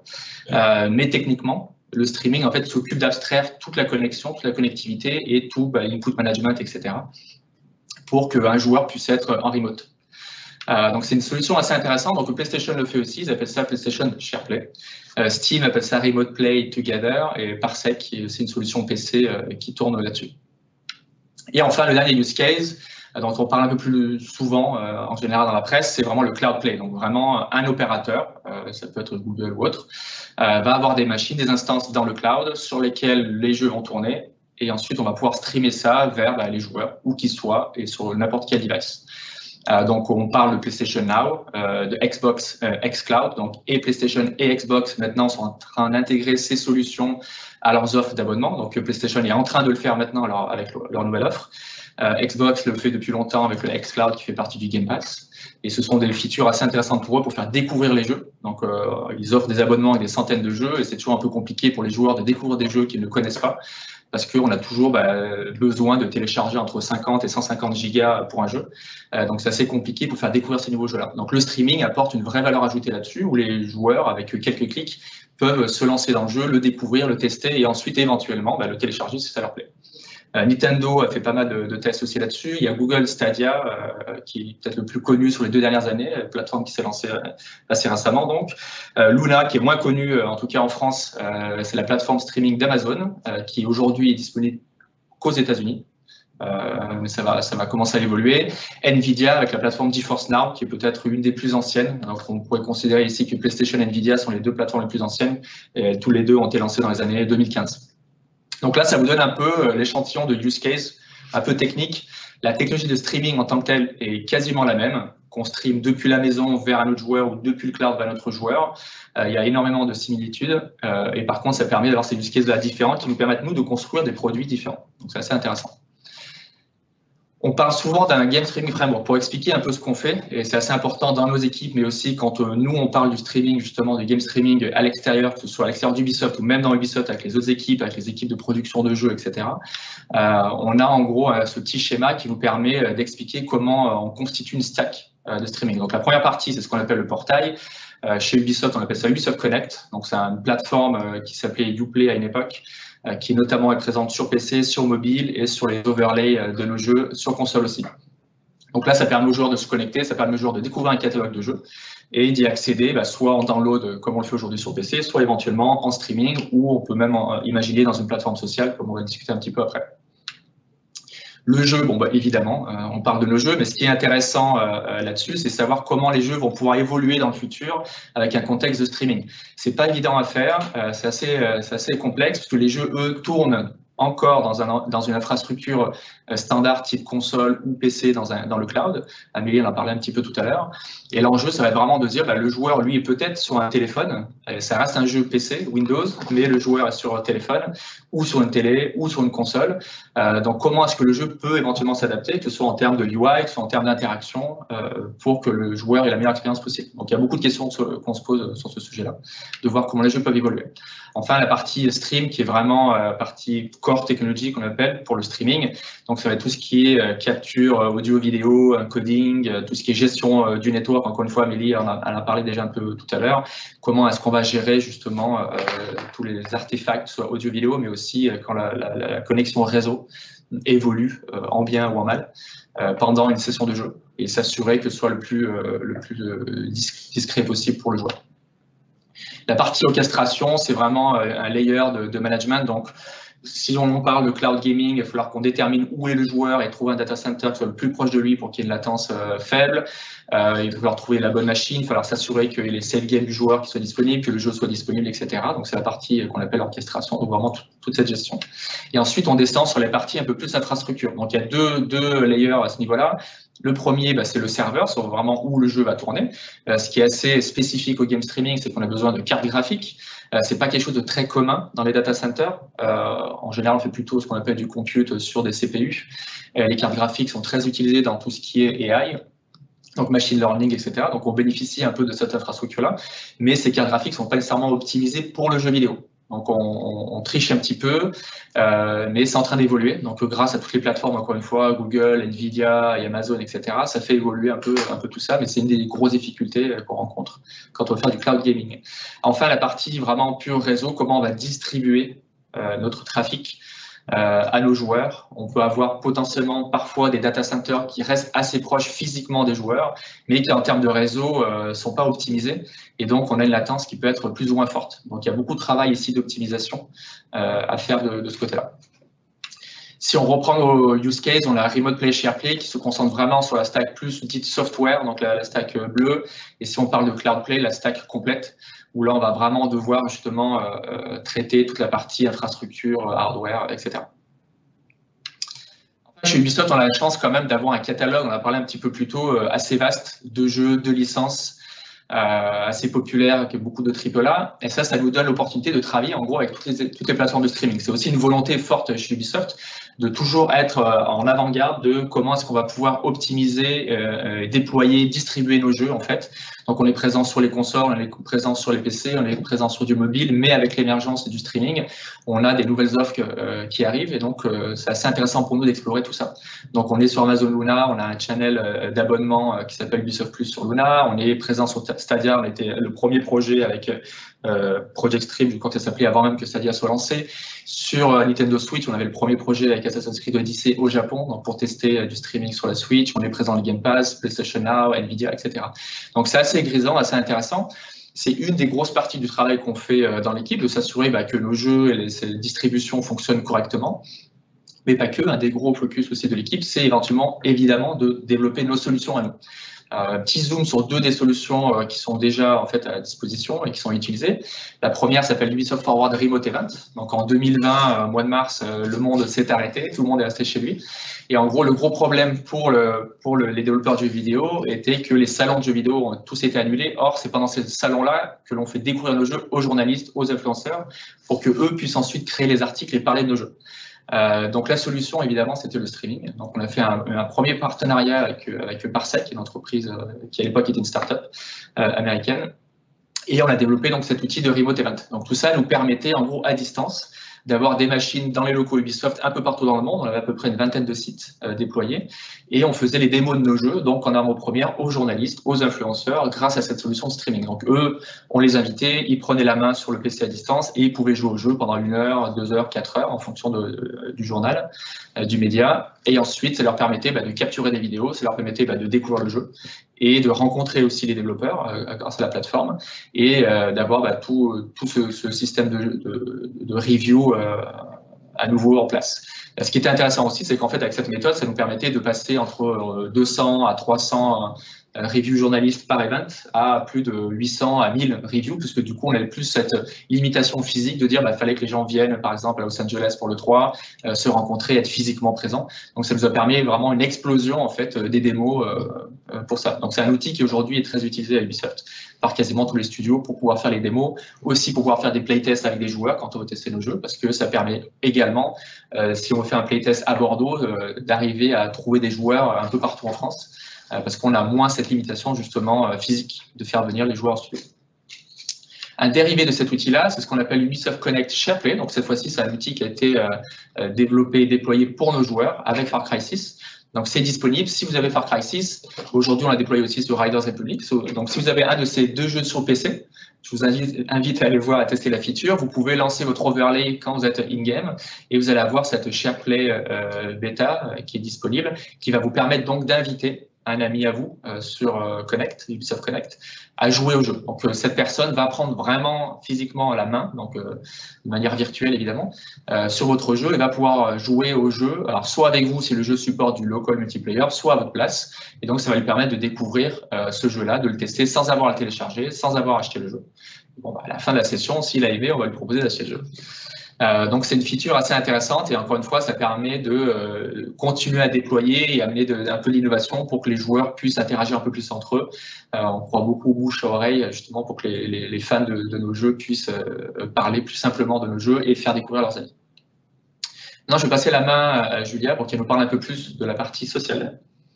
Yes, merci. Ce qui est intéressant et ce qu'on a vu pendant cette démo, par exemple, pendant la pandémie avec Remote Event, c'est que si on a réussi à bien traduire, on va dire, cette expérience de pouvoir tester le jeu à distance grâce au streaming, on a encore besoin de continuer à travailler sur le côté collaboration sociale, comme on peut avoir, par exemple, quand on arrive sur des événements en physique. Ce qu'on voit de plus en plus, c'est que l'Internet, les expériences online qui vont de plus en plus vers le côté spatial. Avant, on va dire, dans l'Internet des années 90, on était capable de faire du one-to-one. Donc, on envoyait des emails un à un, on s'appelait au téléphone, on chattait sur des forums. On est ensuite passé vraiment sur le côté, dans les années 2000, sur le côté one-to-many, donc une personne qui soit capable de parler à plein de monde, donc sous le format Twitter ou sous le format, par exemple, de vidéoconférence, ou comme on le fait maintenant, on est quelques personnes à parler à plus de monde. Mais vraiment, la prochaine barrière de l'Internet, c'est pour être capable de faire du many-to-many, donc être capable de pouvoir avoir plein de personnes qui parlent avec plein d'autres personnes et qui soient capables de passer d'un petit groupe à un autre, comme on peut le faire en fait dans la vie réelle. Ce qu'on n'est pas encore capable de traduire de la vie réelle à la vie online, c'est vraiment ce côté petit groupe networking, passer un anniversaire d'une personne à l'autre, passer dans une situation, par exemple un salon de trois, d'un booth à l'autre, être capable de passer d'un espace à l'autre. Et c'est ce que permet en fait déjà de faire le spatial, et notamment dès qu'on apporte une layer, une couche, donc on passe, on va dire, d'un forum à une couche plutôt 2D, 3D ou VR. Alors certains appellent ça le métaverse, mais en fait on était déjà capable de faire ça dans nos jeux 3D multiplayer, où on pouvait se déplacer avec un personnage dans un espace et puis pouvoir discuter avec différentes personnes. Mais ça restait très limité, on va dire, à un petit nombre de personnes, parce que c'est très coûteux, et à des mondes, on va dire, très particuliers qui sont ces mondes du jeu vidéo. On voit que déjà, cette prochaine version de l'Internet a commencé à se développer avec des plateformes qui travaillent voilà, du 2D, donc avec Topia par exemple et GatherTown, qui sont des plateformes qui combinent vraiment ce côté 2D avatar et ce côté vidéo et audio, jusqu'aux plateformes comme Virbela qui font la même chose, en fait, ce même principe-là en 3D, et puis après des organismes comme Facebook qui travaillent plus, eux, qui se focusent plus sur le côté réalité virtuelle. La grande question qui revient souvent, c'est qu'est-ce qu'on va faire une fois qu'on aura ces plateformes qui nous permettront de nous rencontrer dans des mondes virtuels. Et en fait, la réponse que beaucoup de gens apportent, c'est qu'on va se rencontrer comme on le fait dans la vie réelle, on va pouvoir discuter et puis on va pouvoir jouer. Et c'est là qu'on voit que déjà la prochaine frontière, c'est de pouvoir amener ce côté game streaming et ce côté social. Donc, comment est-ce qu'on peut amener les jeux dans ces expériences sociales en ligne. L'ordinateur est déjà, on va dire, occupé à faire tourner. Donc, si on, pour l'instant, sur des jeux AAA, on a besoin déjà de beaucoup de ressources.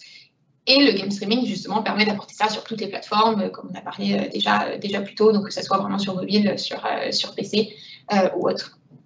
On voit déjà certains players qui commencent à apporter ce côté game streaming plus fonctionnalité sociale, qui se limite pour l'instant, on va dire, à de la vidéoconférence classique, de l'audio, de la vidéo, un peu comme Zoom, rapporté à une expérience de game streaming.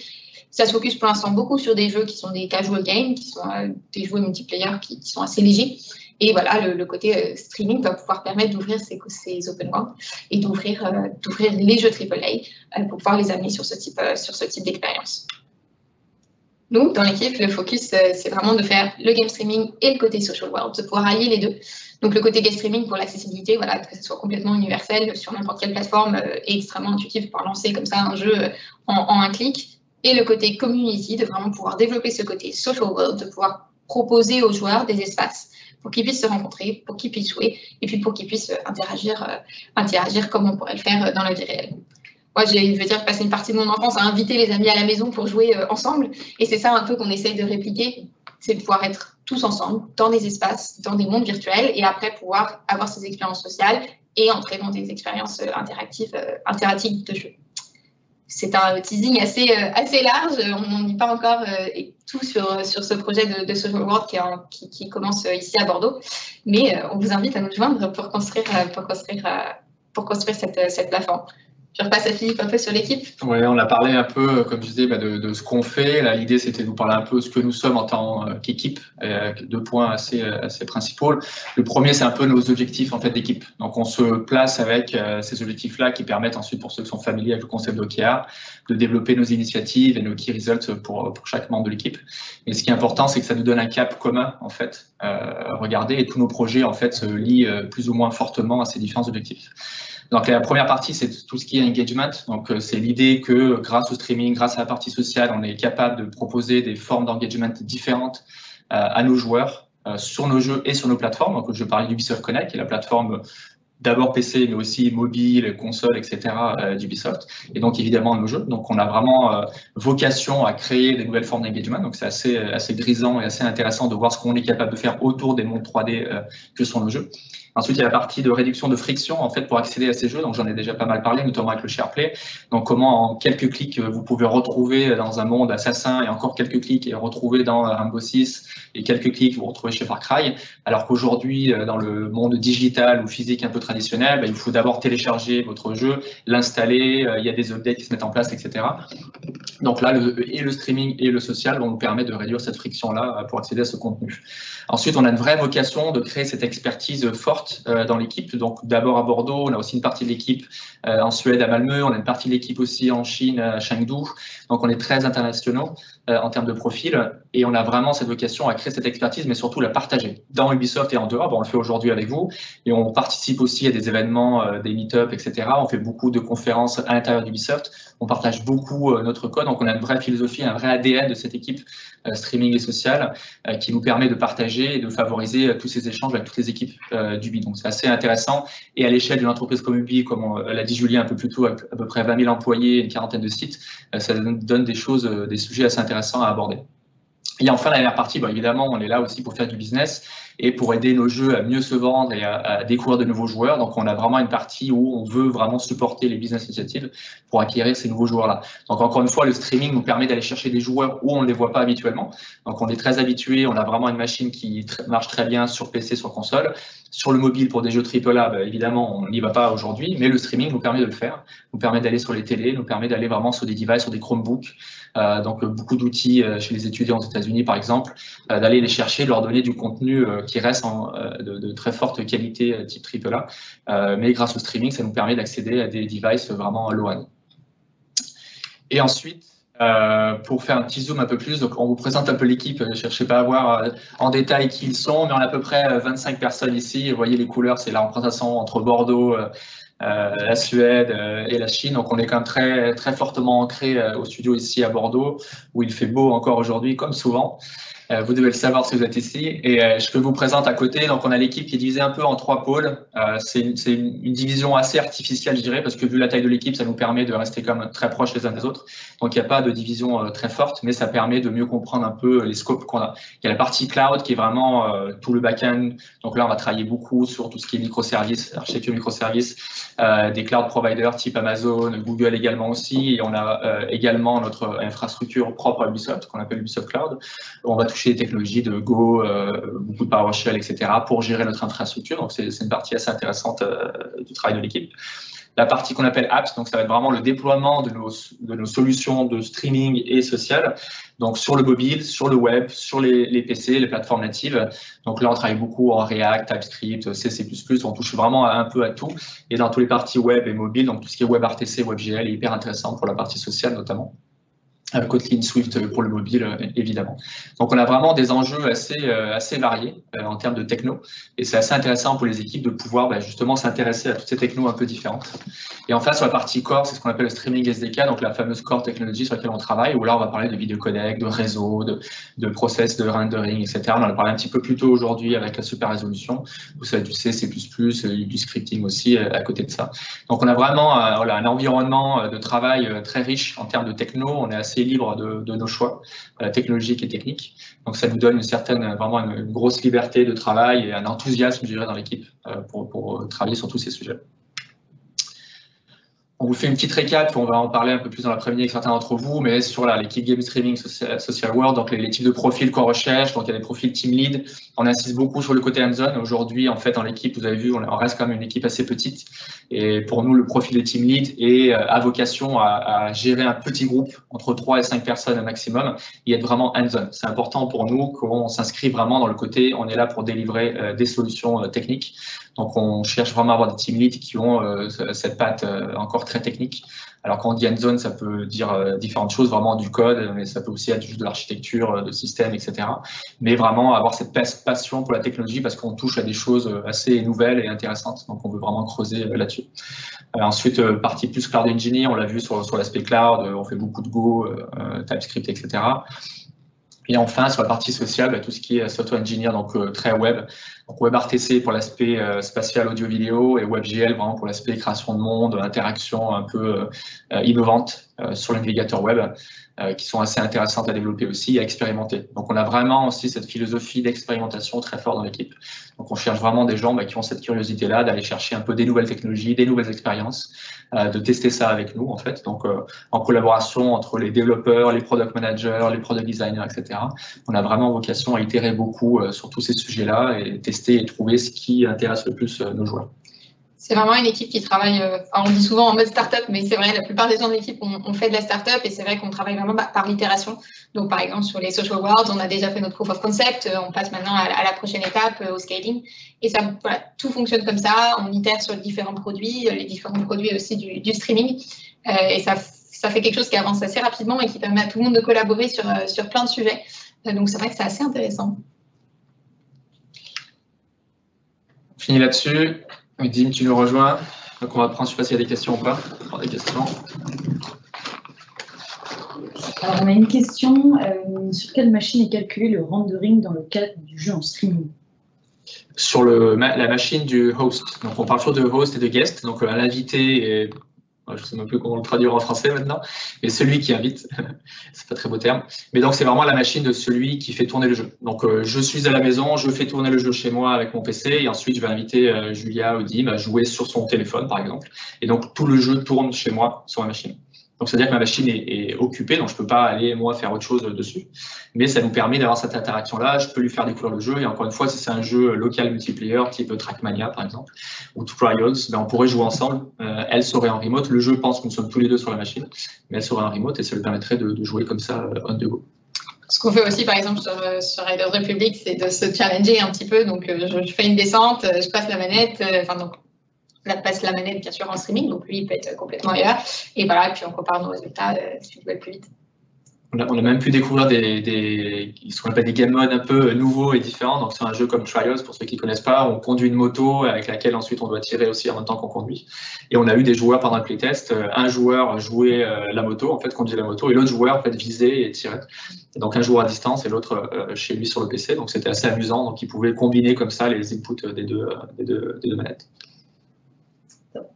On a une question qui concerne plutôt la croissance du studio et de votre équipe. Combien de personnes avez-vous prévu de recruter cette année? Alors pour cette année, on a prévu de recruter une dizaine de personnes. On a vraiment vocation à garder une équipe petite. Alors petite, ça veut dire différentes choses en fonction de où vous travaillez aujourd'hui. Ubisoft, on parlait de 20 000 employés. On fait des jeux vidéo AAA. Vous pouvez imaginer des centaines, voire des milliers de personnes qui collaborent. Aujourd'hui, streaming et social, on a à peu près 25, vous l'avez vu. On veut passer à peu près 32, 33, quelque chose comme ça. Et donc, on veut garder un peu ce côté petite équipe, un peu justement start-up focused. Pour nous, l'idée, c'est que déjà les gens arrivent à collaborer, à bien se connaître et travailler bien ensemble. Et le fait de garder une équipe de taille restreinte, ça permet aussi de faire des choix forts. Donc, au lieu de s'autoriser à juste développer des features pour développer des features, ça nous oblige justement dans ces itérations à tester beaucoup ce qu'on fait et juste de laisser de côté ce qui ne marche pas et à foncer vraiment sur les features qui fonctionnent le mieux. Donc, c'est un double enjeu de garder un niveau de communication où tout le monde est vraiment très proche les uns des autres et ensuite de faire des choix techniques et fonctionnels très forts sur les produits qu'on développe. Sur les équipes côté Android Pipeline, nous on est aujourd'hui 21, c'est vrai qu'on cherche à être d'ici fin 2023 à peu près 27-28 personnes. On recherche différents talents, c'est vrai que c'est vraiment des équipes qui grandissent et même si on dit 27 personnes, si on trouve des talents inouïs, on va quand même essayer de les attraper parce que c'est pas tous les jours qu'on trouve une petite licorne dans le tas et surtout si ça permet d'apporter de l'innovation sur tout ce qu'on fait, on ferme jamais la porte là-dessus. Comment fonctionne le streaming lors de réseaux complexes, VPN, proxy, etc. Ça marche moins bien. Donc, on ne va pas se le cacher. En gros, sur du VPN, c'est un peu l'ennemi du streaming. Pourquoi? Parce qu'on va rajouter des couches d'encryption. Il y a aussi des plateformes parfois de VPN qui vont même essayer de rajouter des serveurs de relais, etc. pour vraiment contrôler complètement le trafic supplémentaire. Dans ce cas-là, ça ne marche pas très bien. Donc, on privilégie surtout des réseaux un peu plus traditionnels à la maison. Ça marche quand même, même sur du VPN. Et après, ça va beaucoup varier en fonction des jeux. Donc, si on prend un réseau VPN c'est difficile à dire, mais classique, comme on peut en connaître chez Ubisoft, parfois on peut arriver à rajouter presque 20% de latence supplémentaire par rapport au trafic standard s'il n'y avait pas de VPN. Donc ça va vraiment dépendre de jeu. Si vous faites un jeu très compétitif type Rainbow Six Siege, ça va vraiment vous pénaliser. Si vous faites un jeu où vous êtes plutôt single player, Assassin's Creed, etc., ça va moins vous pénaliser. Donc ça va vraiment dépendre des circonstances, ça va vraiment dépendre du jeu et encore une fois de l'impact que le VPN va avoir s'il est plus ou moins agressif sur sa configuration. Donc ça varie beaucoup. Merci. Une question plus générale sur l'organisation d'Ubisoft. Les jeux sont-ils créés en multi-studio où chaque studio crée son panel de jeux? De même, y a-t-il une spécialité forte, techno-compétence en fonction des studios, où chaque centre studio essaye au mieux de regrouper tous les profils? Alors je pense que, après je suis encore nouvelle, donc vous allez me corriger si jamais je dis des bêtises, mais en gros, s'il y a des studios qui arrivent avec des idées et on va tous les envisager, on va regarder un petit peu, analyser cette idée et voir si elle est faisable. C'est vrai qu'il y a des studios qui ont beaucoup d'expérience, donc Montréal, chez Ubisoft, c'est le plus gros studio, donc c'est eux qui vont avoir beaucoup de ressources, donc il y a des chances quand même qu'il y ait des collaborations. Ça va vraiment dépendre des idées qui arrivent, de la faisabilité, ce qui est aussi en cours de développement. Donc, si par exemple sur Bordeaux, on essaie de développer un jeu, on n'a pas assez de ressources, ça prend un petit peu de temps de recruter. Parfois, on n'a pas toujours tout le monde qui attend à la porte dès qu'il y a quelque chose qui arrive. Donc, on va essayer de voir un petit peu ailleurs et collaborer. Et ça apporte une certaine richesse quand même d'avoir différents profils, différentes cultures qui arrivent ensemble pour travailler et développer un jeu. Je dirais qu'en général, c'est très international. Rien que sur Social Worlds, on a commencé notre premier POC avec un artiste qui est à Toronto, un IT qui est à Bucarest et une personne qui est en Espagne. Voilà, donc c'est vraiment un format qui est très, très collaboratif. Et puis après, chaque studio a quand même ses spécialités. Par exemple, le streaming, c'est à Bordeaux. On travaille beaucoup. Il y a vraiment le concept de ce qu'on appelle le codev à Ubisoft. Donc, effectivement, sur un jeu AAA, il peut y avoir à pic, au maximum plusieurs milliers de personnes impliquées. Donc la collaboration entre différents studios, je pense, c'est devenu vraiment une force et une expertise forte à Ubisoft. Il peut y avoir des spécialités, par exemple certains studios vont être spécialisés sur la version PC, donc on peut imaginer que le studio, ce qu'on appelle studio lead, donc c'est celui qui va vraiment porter la marque et le jeu. Donc il y en a beaucoup qui viennent de Montréal, dont Assassin et Rimbaud par exemple, mais ils peuvent déléguer la version PC par exemple à un studio à Bucarest ou à Kiev.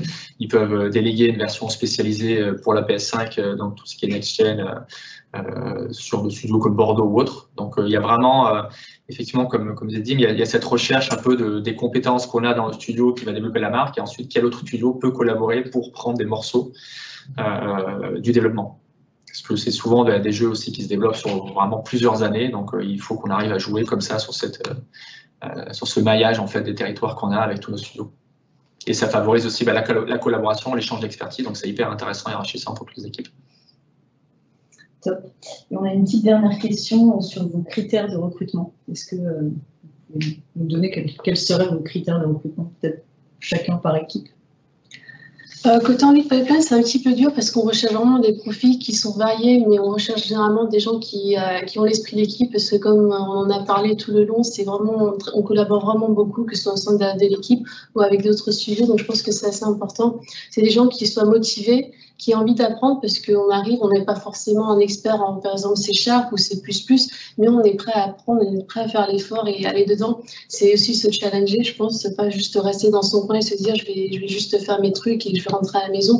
On a aussi envie d'avoir cette petite esprit d'équipe. Tu parlais de start-up, et c'est vrai que c'est ça qui rend agréable le travail, c'est avoir cet esprit, on est un peu en famille, on sait s'amuser, on sait rigoler, mais on sait bien travailler ensemble. Donc, je pense qu'il y a, nous, on n'a pas forcément, moi, personnellement, j'ai pas une liste vraiment définie où il faut absolument que cette personne ait tel trait de caractère ou telle compétence. Il faut un petit peu se rapprocher, bien sûr, de ce qu'il y a dans l'annonce, mais après, derrière, votre personnalité va jouer et votre motivation, je pense. Je crois que Jim a pas mal couvert le sujet et on se retrouve assez dans cette description. Effectivement, on cherche avant tout, alors il y a les critères techniques en fonction des postes, etc., évidemment, mais effectivement, on cherche beaucoup des gens curieux qui sont capables de se dépasser aussi, donc vraiment thinking outside the box, comme on dit en anglais. Donc, on a vraiment cette vocation à tester des nouvelles choses, tester des nouveaux usages. Donc, on ne peut pas arriver dans cette équipe et se dire, bah voilà, on va fonctionner comme ça, voilà ce qu'on va délivrer. Les choses changent de manière assez régulière en fonction, justement, on fait beaucoup de user tests, donc on va tester nos idées. Et en fait, il faut avoir le courage aussi d'écouter ce qu'on nous dit, donc ce que les joueurs nous disent, et de pouvoir éventuellement changer. Donc, quand on parle d'esprit un peu startup, c'est ce qu'on a en tête.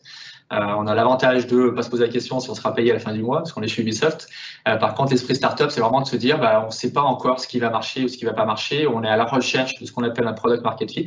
Donc, on va tester nos idées. Nous, on a déjà nos idées. On fait beaucoup de recherches de marché. Donc, on est beaucoup à l'écoute.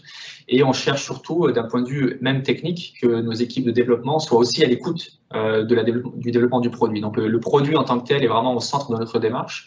Les développeurs sont beaucoup sensibilisés au développement du produit, sont beaucoup impliqués aussi, donc on cherche vraiment à ce qui est cette logique-là, et on s'attend à ce que les développeurs, les product managers, les product designers, tout le monde travaille ensemble, et que chacun donc soit vraiment responsable de son produit, de la partie de son produit, et soit curieux de ce qu'on fait. Donc quand on fait du streaming, être curieux de ce que fait Nvidia, ce que fait PlayStation. Alors il y en a un qui va s'occuper peut-être de la partie mobile, donc il faut qu'il a regardé un peu ce qui se passe au mobile à côté, même si c'est pas son rôle et que c'est plutôt le product manager qui va faire des recherches de marché. On s'attend à ce que chacun ait cette curiosité-là en fait du produit et pour permettre de mieux développer l'équipe. C'est vrai qu'il y a vraiment beaucoup de conversations au quotidien entre le product manager, les designers et l'équipe. On dit souvent qu'on n'est pas là pour shipper du Jira, on est là pour shipper vraiment des produits. Et donc, c'est pour ça qu'on a vraiment ce côté itération et écoute, et tout le monde est vraiment impliqué dans dans ce processus-là.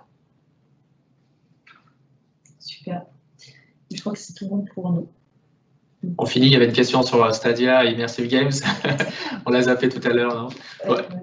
Il y avait un peu plus tôt sur la question sur donc la Immersive Games, c'est la plateforme B2B white label en gros de Google après Stadia. Je vais botter en touche un peu de toute façon. Aujourd'hui, on est présent sur Stadia, donc on a nos jeux, on supporte la plateforme Stadia, on voit des usages assez intéressants dessus, donc ça reste hyper motivant, innovant pour nous. Ça nous permet de pousser un peu nos jeux. On a vu, Gauthier a parlé un peu du fait que ce soit une plateforme Linux, donc ça amène des usages un peu différents aussi bien dans le développement de jeux que le déploiement de nos jeux, donc ça reste assez intéressant. La partie Immersive Games, c'est vraiment pour eux pousser l'aspect white label, donc c'est-à-dire qu'on peut utiliser cette plateforme-là pour streamer des jeux sous notre marque. sur différentes plateformes. Aujourd'hui, on est assez timide par rapport à ça parce je vous l'ai montré un peu plus tôt, on a déjà une présence très forte sur les plateformes de streaming, que ce soit sur Nvidia, sur Stadia, sur Amazon Luna, sur la Switch, etc. On garde ça de près, on discute, on travaille beaucoup avec eux, mais il n'y a pas d'annonce aujourd'hui spécifique là-dessus, mais voilà, on regarde et on a déjà une telle présence sur le streaming qu'il y a déjà beaucoup de travail à faire là-dessus. J'espère que ça aura répondu à la question. Merci à tous.